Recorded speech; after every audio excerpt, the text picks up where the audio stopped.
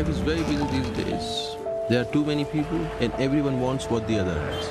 Fernandez is a sheikh. He will take over your responsibilities when you leave us next month. Very pleased to meet you, sir.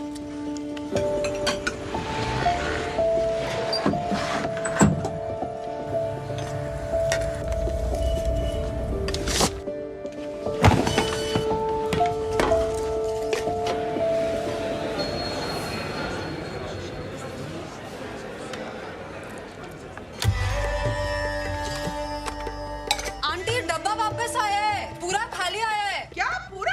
हाँ। Lunch कैसा लगा? वो आलू गोभी बनाया था ना, बहुत अच्छा था। आंटी डब्बा किसी और को चला गया लगता है। क्या?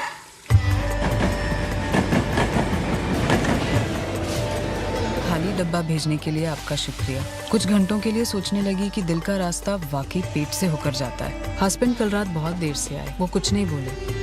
Why don't you have another child? Sometimes having a child can help a marriage.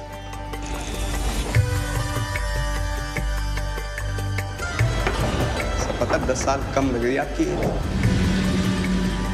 मेरे हस्बैंड का अफेयर चल रहा है। Dear love, things are never as bad as they seem. मुझे लगता है अब हमें मिल लेना चाहिए।